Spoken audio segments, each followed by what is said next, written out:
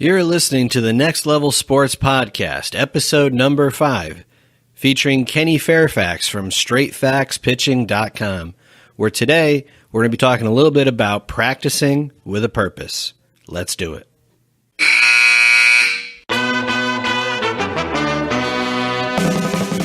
Welcome to the Next Level Sports Podcast. Take your game to the next level today by learning mental skills from top-level coaches and professionals.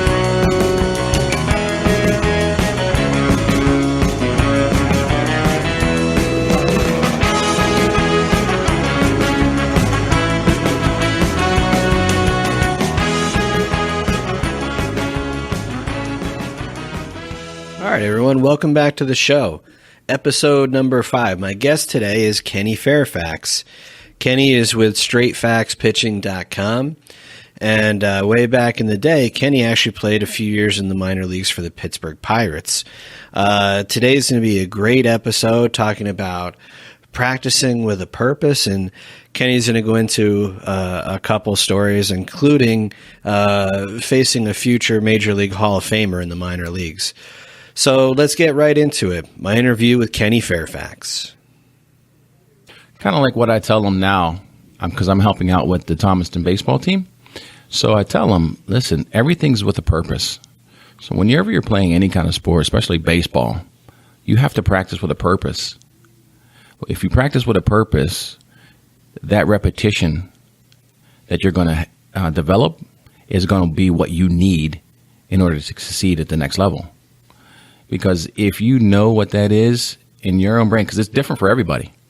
That purpose is different for everybody, because I might be able to sit here and play toss with you and hit you in the chest every single time.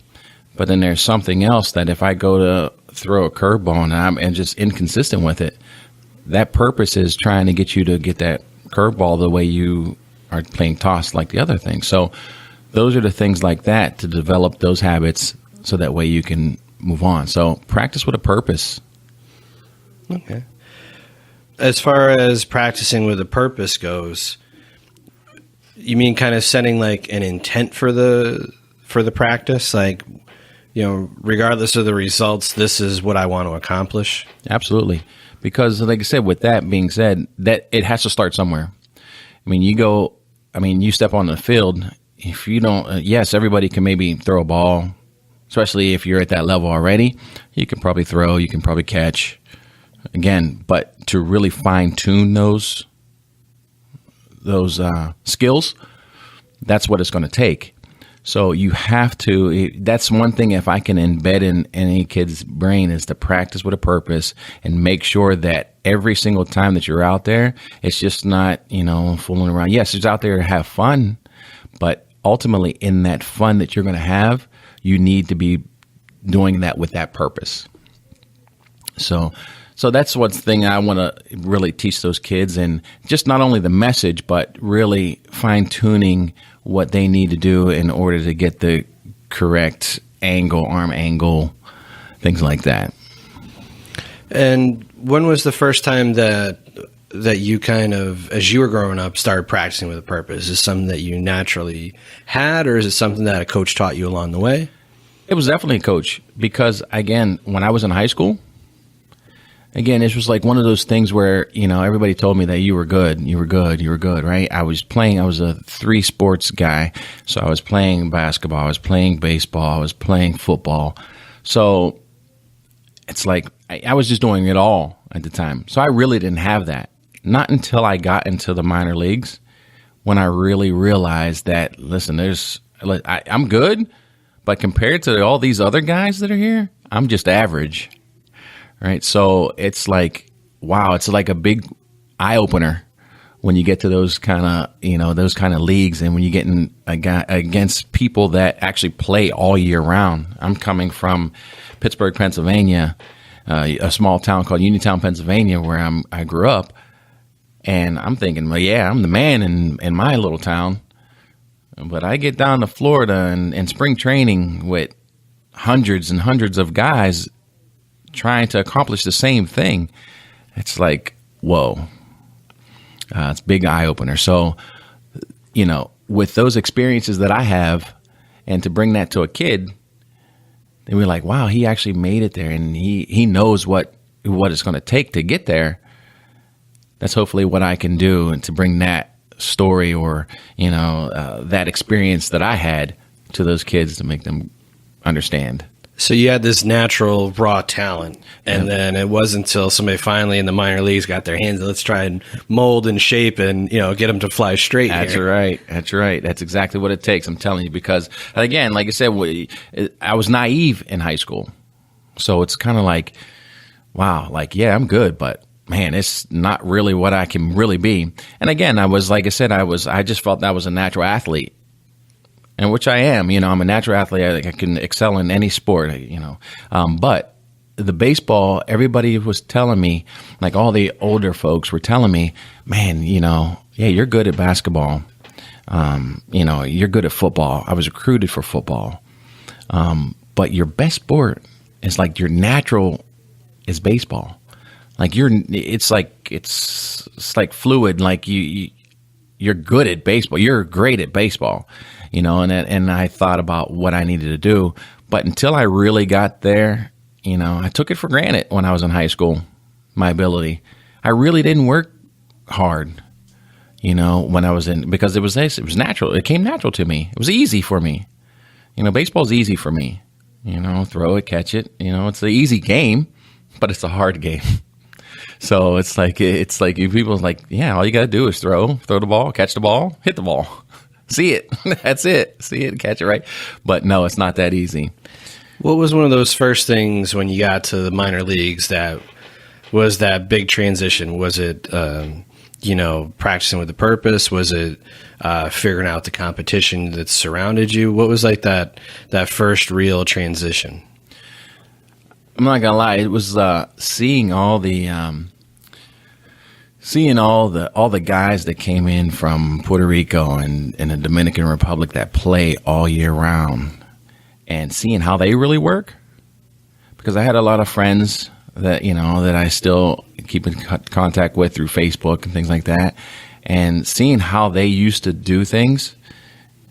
I'm telling you, man, like it's a whole different work ethic down there than it is up here, because they play all year round. They take it, they love it, they live it constantly. Well, I wasn't living it like I should have. Yeah. And that's something that if you really want this, you gotta really live it, and you really gotta want it, and you really gotta work at it. Because again, for guys that have talent, yes, don't take it for granted. That talent will only get you so far. Was there any friction down the minors where they know how hard they're working, and then they see, these other kids that don't have that work ethic? Was there any, or was there kind of like they're trying to teach you this, or you're trying to learn from them? No, we were all on the same team, so we were definitely. You build bonds with these guys, so you take from them. You take some of the things that they're doing, and incorporating it to them. Sometimes they'll ask you, how you do that. So, you just take. It's good. I mean, I don't know. Baseball is a great team and a great bond of guys. And that is something that I love, the camaraderie of all the teams that you play on. It's like, that's why I love playing now still, because I was out of it for a long time. After I got released in '94. So I only played for about 4 years, but still, those 4 years I learned a lot. And now getting back into it in '97, so I was out of it for, umpteen years. And now being with these group of guys that love baseball, that always love baseball, and the camaraderie that Saturday, I look forward to that Saturday just so that way we can play a kids game that we love to do. We're still kids at heart. Yes, it's a 38 and over league, but we're all up in our 40s. And I tell you, that camaraderie is such a great thing. Just to hang out with those guys for those couple hours, play some baseball, hang out with the guys, tell some baseball stories, and just relive our youth again. It's great. When you were down in the minor leagues, what was it like that first time to get on the mound with a live opponent against you there? nerve-wracking. Oh, yeah? Very nerve-wracking. Again, because you don't know what to expect. Like, yes, we see our guys and we're throwing, and in our practices, we're throwing BP and live BPs to them, but you're really learning how to pitch. They're really teaching you how to pitch. And again, I say to myself that I was a thrower back then. I threw hard. I averaged 89 to 91 as a starter. I topped out at 93. But when you really learned how to pitch, that's what they were trying to teach you, how to pitch. Because anybody can throw the ball down there, right? Throw it, and you're not throwing strikes. And in a game of baseball, that's what it's about. You need to throw strikes.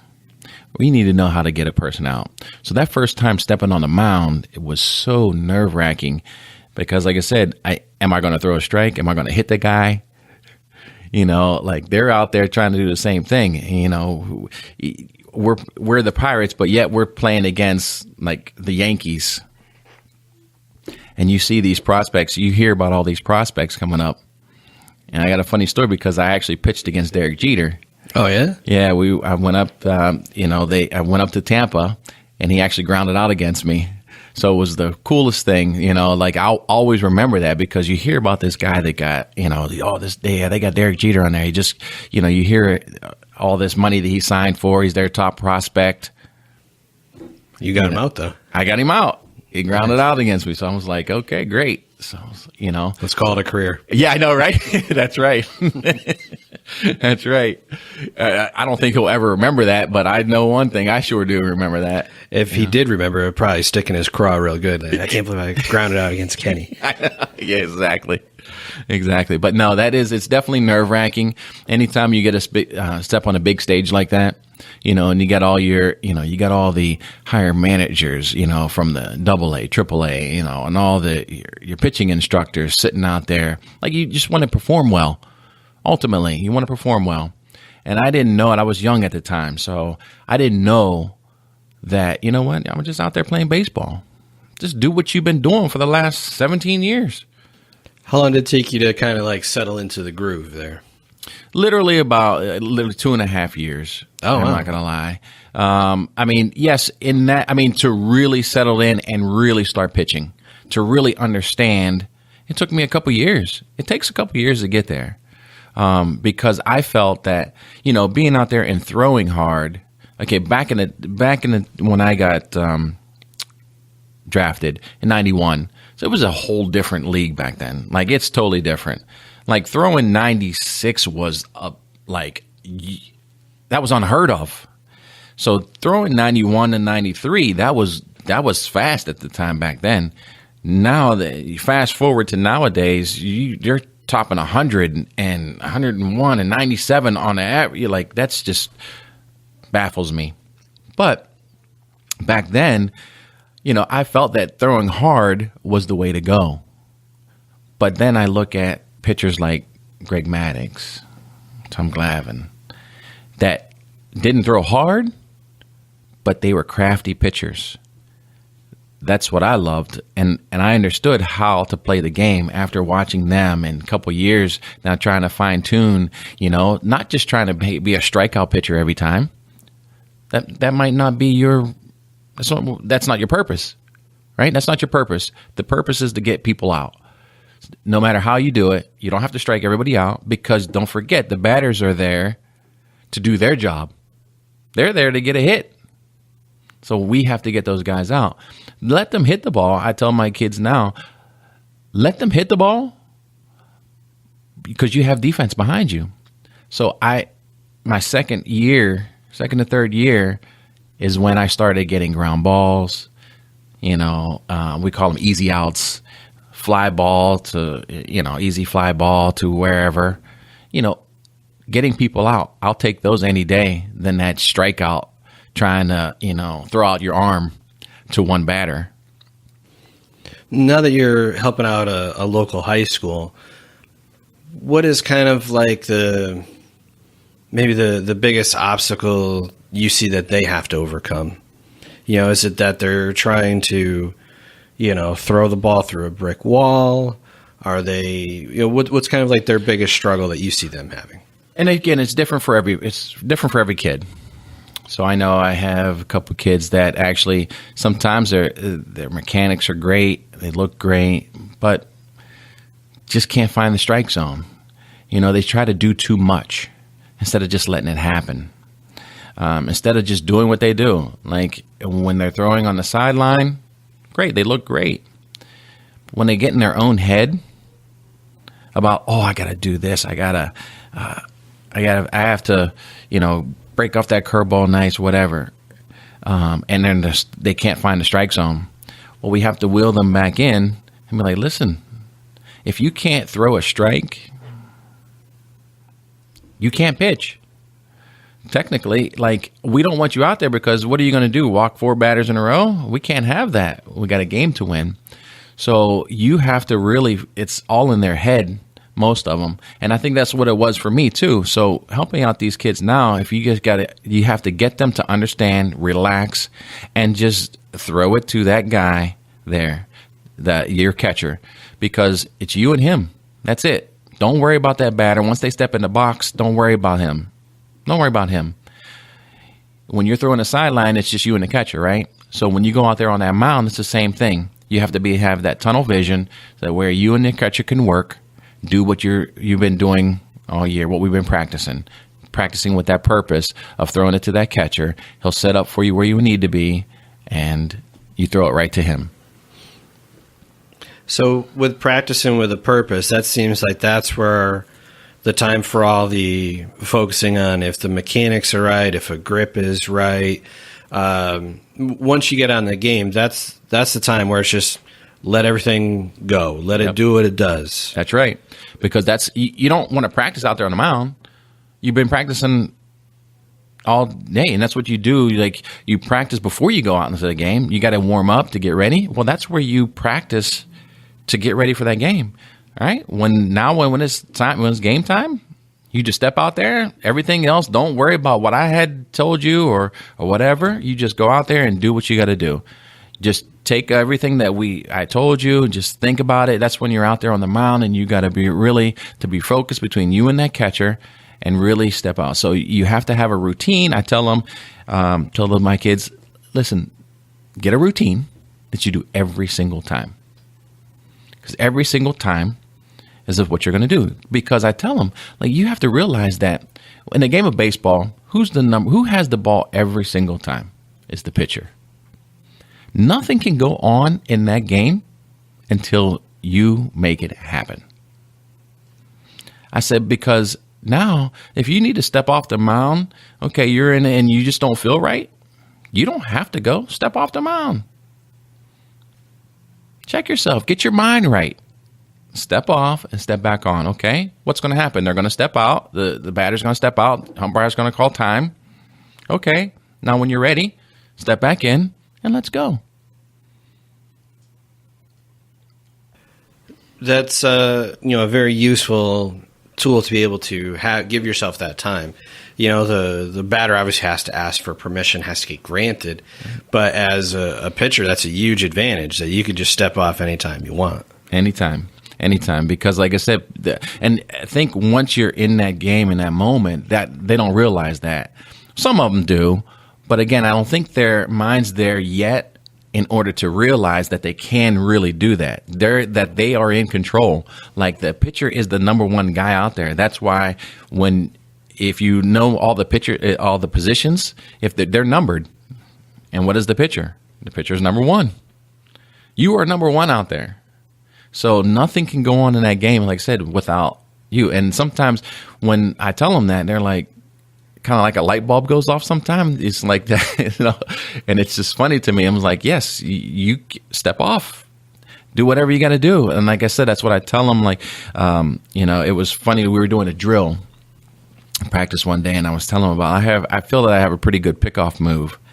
And I tell them, I said, look, whenever you're coming from the stretch, whenever you have a guy on base, doesn't matter if it's me or if it's you, whatever. If you got a guy on first base and he's a fast runner, he's a fast runner, right? That's when I have the best advantage. when a guy's on first and he feels that he can steal on anybody. That's when I have the advantage, because as what my team says, I take all the life out of the game. Take all the life out of the game. Okay? Because again, I'm not worried about nobody else going on except what I'm doing on that mound.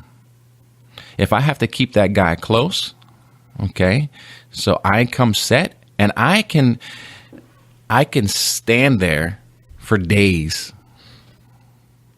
Days. Well, you have the runner out there. He's kind of like all tensed up. He's getting ready to go. He's on his toes, because those fast runners, they want to be on their toes, getting ready. So that way, when I make that first move, he's going to go, right? Well, I'm going to stand there as long as I can to make sure that he sits back on his heels. Because when he sits back on his heels, I got him. So, and then I'll either toss over, keep him close, whatever, but I can vary up the speed of the game.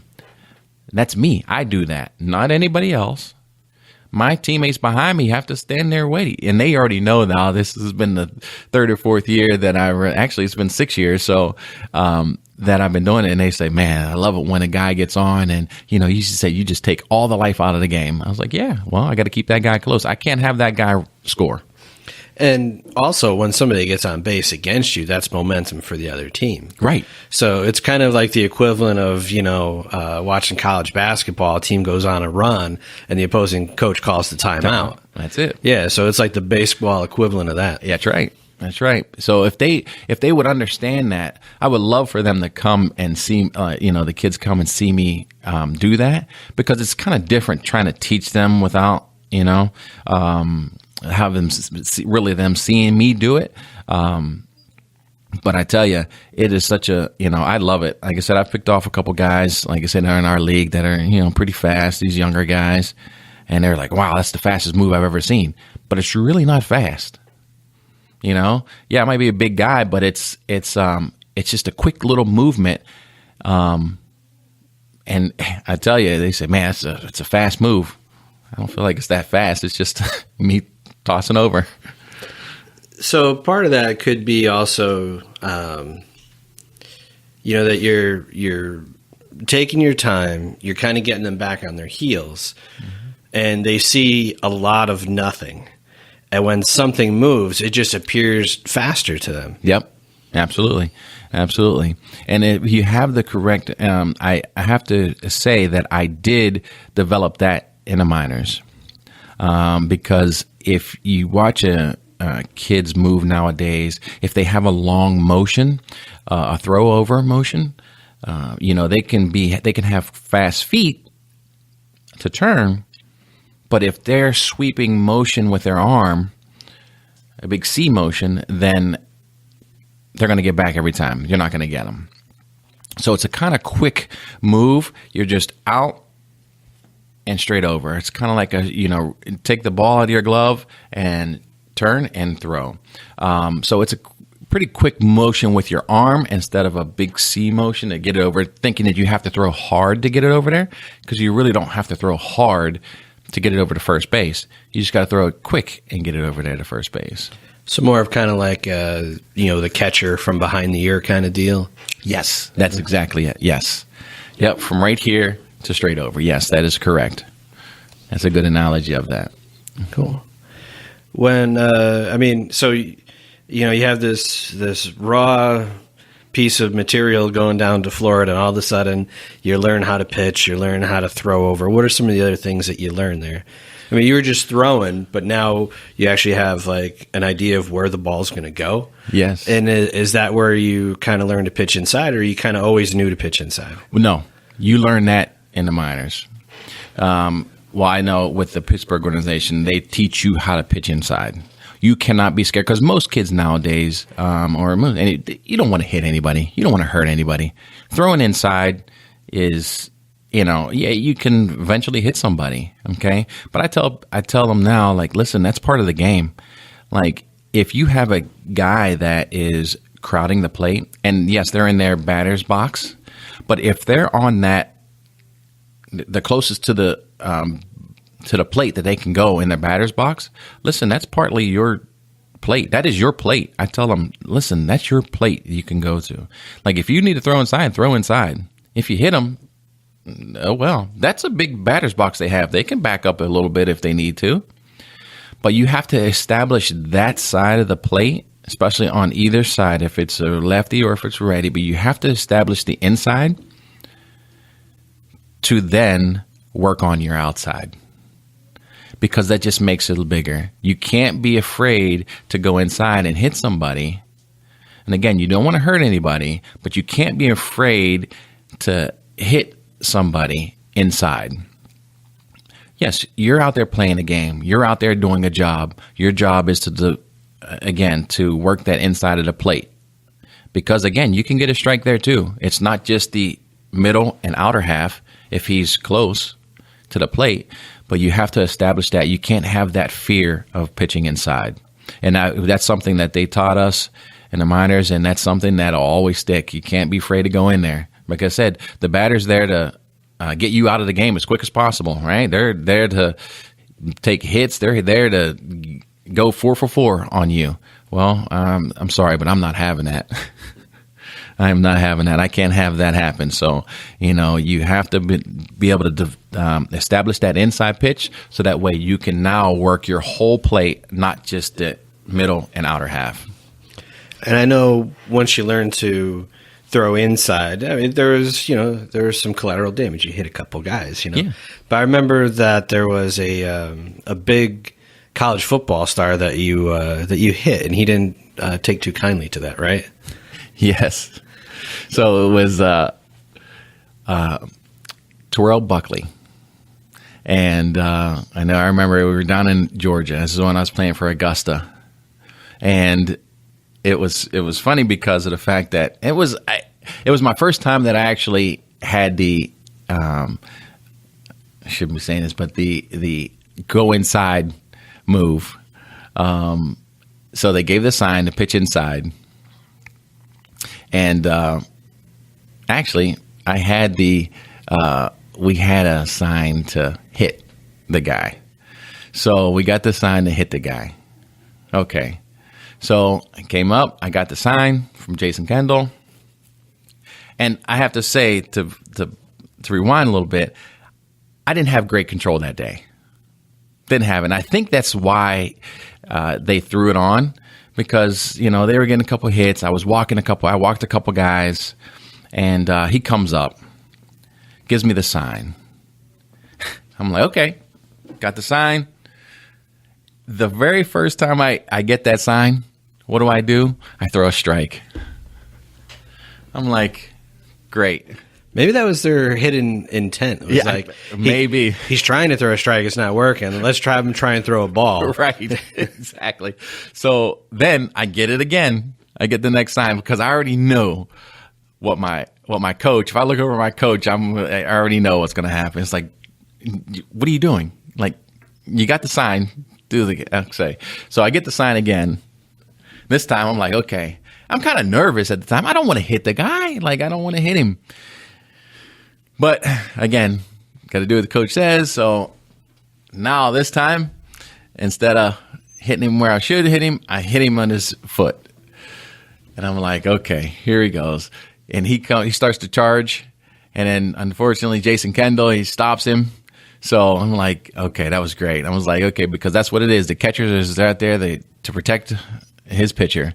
So it was that was the funny story. He wouldn't let him come out, but that's what a catcher's supposed to do. Catcher's supposed to have the pitcher's back. So stops him and gets in front of him, stops him. And Jason Kendall went on to have a really good career. What was it like seeing a player like that in the minor leagues? Like, did you see where he was going to go? Was it very obvious, or? Yeah, because he caught me a couple seasons until he just like springboarded up. So he caught me a lot in spring training because we were on the same. I think he came in the year after I did. But you can see the talent in this guy. And plus, I think his dad also played in the majors. Fred Kendall, I think it is. So he played. But his talent level was amazing. Like his arm, I mean, he wasn't a big guy either. He was small, but his arm was a cannon. And it was the first catcher that I've seen squat so low. So he was also small, but he would get down so compact, and his butt would be almost on the ground. So I'm like, wow, throwing to him was great. But it was, and I tell you, he was a good guy to play with. I tell you, it was, and you just see it. It's like, he went like so fast. He got up to the major. And yeah, he played for a long time. Big career with Pittsburgh, and then I think he went out to Oakland A's. Yep, he played for Oakland, and I'm not sure where else he went after that. I remember them out those two. But yeah, man, what a great kid. What a great guy. With some of the stuff that you're working with the younger kids now, what is kind of the overall theme? Is it with high school kids? Is it to practice better so you can perform better? Is it to all right, we're not going to worry about the results. We're just going to worry about what we're doing. So when right now, like I said, I have just a little bit of hands-on with the team, just helping out because with my work schedule, it's kind of tough to get there. But when I get there, my message to them now is to practice with a purpose. But I know Craig, great guy, he plays on my baseball team too. He has them doing what they need to do, but he gives me the rein when I'm there to work with the pitchers a little bit. But yes, it's all about practicing with a purpose, because then everything else will fall into place. Because if you practice with a purpose, then that repetition is going to be there. Because again, you're in high school. I remember what it was like being in high school. You're just out there just to go have fun. They're probably worrying about getting the game over so that way they can go home and, play some kind of video game or something. But for those kids that really want to play baseball, that's when I want them to really learn how to practice with a purpose. And that way, because once that and find out where they want to go, if they want to go to the next level, do they want to play baseball in college? Because those are the guys that I really want to work with, because that really want to do something later on in baseball. Because I don't want to waste their time, and I don't want to waste my time too. There's people out there that actually probably want to really work, and that's who I want to be. That's who I want to work with. But yes, it's all about practicing with a purpose, because everything else, once you develop that routine, it'll always stick with you, and you'll be able to perform better. Coming from, back home in Pittsburgh where you came from, it was just go out and do it, and it got you very far.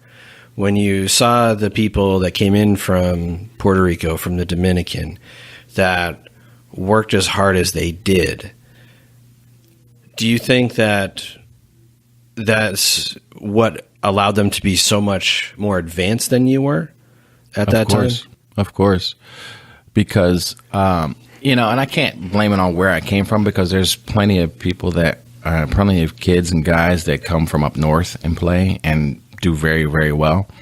But when I seen their work ethic, meaning not only on the baseball field, but their training, because that's big. The training is big. I never realized it again when I was playing, when I first got drafted, because again, I was just that natural athlete. I played all year round. I just did all sports. So I was like, oh yeah, I'm good, But when I go down there and I have to really work out, and I have to, develop my body, because it's a long season. You're playing 162 games in Major League Baseball, and it's every day. You get 1 day off a month, and you're on the bus traveling. In the minors, you're on the bus traveling constantly here and there. And you're on a 10-day road trip, going from city to city. It's a tough deal. So when they say you got to work out and you got to be a man to be able to do it on your own, that is what it takes. And when I seen those other guys that really knew what to do, then that really kind of opened my eyes. A little too late, but it opened my eyes to be like, man, I need to be like that. But again, I was so young that, I was worried about right after practice, I would just do what I needed to do really quick and not really focus on really developing a good work ethic as far as when it came to the training part of it. I was so busy, ready to go to the beach. I'm down in Florida. I want to go to the beach. I'm ready to get out of here. And, but in that case, my managers and all the managers see that. You're here to really enjoy the life, but really they want somebody to actually want to work hard and be in that organization and actually put in the time, not just on the field, but all the way around to make sure that they're part of you're the guy that they want to be in this organization. When you talk about the kids coming in from Puerto Rico, from the Dominican Republic, 365 days a year, bat, ball, and glove in hand. Do you feel that for kids elsewhere that could cause a little burnout? Could. Do you think that helps playing 365 days a year, whether it's in the Caribbean or Florida or Texas? Mm-hmm. Do you feel that strengthens the body, it increases the risk of an injury later on because of overuse? You see, again, if you take care of your body, again, if you're playing that much, okay, just think about it. I mean, I was, like I said, if you're a kid, you're playing 3 sports, you're playing a lot. You're playing all year. Same thing. But you're just, say if you're playing 365 just in baseball, okay, but you got to really realize you got to really take care of your body. If you're just playing one sport, say baseball, and you're playing that long, you really have to take care of your body. You got to give your body rest. So you have to know your body. You have to know your body's limitations, because then that way, once you be able to take care of your body, you'll be fine. And again, that's what a lot of, if you really think about it, there's no off season really in any kind of sport. You're playing all year round. When you're not in season, you got to train for the next season. So you get a little bit of rest. And that's the thing about being a long season. That's why there's so many people on the team that, yes, okay, you're going to need a break. And again, position players do not, they're not throwing every play. They're not throwing heck, an outfielder might not get a ball hit to them, in 3 or 4 innings. You never know. And then if they got to throw it, they got to throw it one time. Pitchers, on the other hand, if you're a pitcher, your body needs rest.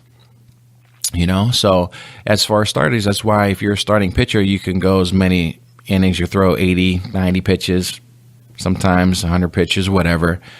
You're done for the next 5 days. Your next start is going to be on the 5th day.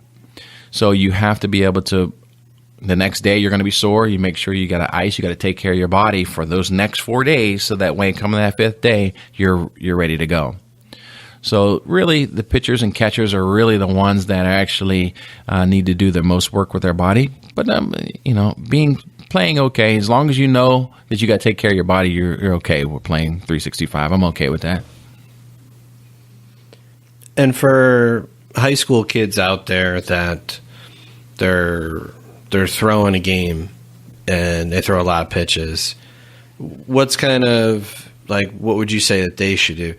As far as, there's some schools out there that are very advanced as far as taking care of their athletes. Mm-hmm. There's some schools that are very primitive as far as taking care of their athletes, to put it nicely. Yeah. So, if a kid that's listening is pitching and doesn't know what to do after the game, you said some ice. What are some other things they can do? Yeah, you definitely have to take care of your body. You have to ice. So, really, you got to keep that swelling down. So, you definitely have to take care of your body as far as icing. And the next day after that, you always have to stay loose. So what I was always taught, and like I said in minors, I brought this up, basically you have to ice afterwards. See, and again, I think I was that guy. I was that kid that never iced. When I was down in the minors, I never iced. And then I see all these guys that are icing, like, and I'm like, my arm's fine. I'm good. Like, I'm a little sore, but soreness is fine. But you have to ice to keep that swelling down and to be ready for the next day. But yes, now I recommend everybody ice after you pitch. And then the next day, you still have to, again, you're making sure that you're stretching, because you have to stay limber, especially for a pitcher. You got to stay limber. So you got to stay limber. And then after that, you have to throw. Again, you don't want to throw hard. You just want to toss. Get the body flowing, get that range of motion back, because you don't want to stiffen up. So that's one thing that I definitely would recommend, that you still have to throw. And like I said, the best form of throwing for a pitcher is long tossing. I'm a old school guy, and I love to long toss. And what I mean by long toss is not just from like first to third, I mean long toss, like tossing it so that way hey, let's see how far I can throw this ball. And yes, it's like that. So that's the best way to strengthen your arm, is to long toss. That's something that we did down there. And when we in spring training or any time that we were tossing in the league, in the minors, that's what you did first. You tossed for like a half hour. And you really think a half hour is a long time to throw. And that's what we're doing. We're just tossing, getting that. I mean, because you work your way closer, or you start close, work your way back. And then not only you just don't stop there, but you have to work your way back in, because now working your way back in is also being able to develop, because once you're throwing long, you're like, oh, wow, okay, now I'm really loose. But now you got to fine tune that distance again. And that's how you actually develop that routine to be able to throw. Excellent. So is there any kind of like last words you'd like to leave the listeners? So what I'd say is, if you're a pitcher, you definitely have to be able to throw strikes. Okay. And this is your mindset when you're going into that, is being able to throw strikes. No matter what pitch you're throwing, you have to be able to throw it for a strike. Okay. High school kids nowadays, I think they want to throw too many. They see everybody throwing all these pitches. So I would say develop the fastball. Develop your fastball first. Be able to throw that for a strike any pitch. If you can't throw that for a strike, there's no need to work on anything else. So I tell that to them, but I just be able to throw a strike, because that everything else revolves around that, being able to throw strikes. Because like I said, if you're throwing strikes, you'll be able to stay out there on the mound a little bit more. Okay, 9 times out of 10, the batters are going to make a mistake. Okay, so throw a strike. Pitchers throw strikes, throw strikes, throw strikes. Cool. And if people want to reach out to you, learn more about you, where can they go on the web? You can go to straightfaxpitching.com. Excellent. All right. Thanks for coming on, Kenny. Thanks. No problem. Thanks for having me, Ryan. All right. That was my interview with Kenny Fairfax, and a lot of good points in there, a lot of good little nuggets of information. I definitely thought it was pretty fascinating. I had no idea that he faced Derek Jeter in the minor leagues, and good for Kenny for getting him to ground out there. He's told me the story before about how Jason Kendall came out and saved him from getting a beating from a football player. He's right. The camaraderie that you have on the team, that you have each other's backs, you're all playing on the same team for the same purpose. You're going out there, you're doing the best you can. And it really all does start back with, practicing the right way, with having an idea of what you want to get out of this practice, and, to practice how you're going to react so that in the game, you already know, where you don't even have to think about it. It just comes natural, like without any conscious effort on your part. Through repetition and practice in the game, you just do what you know how to do. So there's tons of great information. And, Kenny, unfortunately, we turned off the microphones because, after we turned off the mics, we were having a great conversation about techniques and drills. And I wish I kept the mics on a little bit longer. But Kenny, he's a pitching guru. He knows exactly what he's doing. And if you'd ever like to connect with him, you maybe have him go over your mechanics or get a little into the mindset of pitching, by all means, reach out to him at straightfactspitching.com. Kenny's a great guy, and I look forward to having him back on again. And until next time, let's send it over to the Zambonis.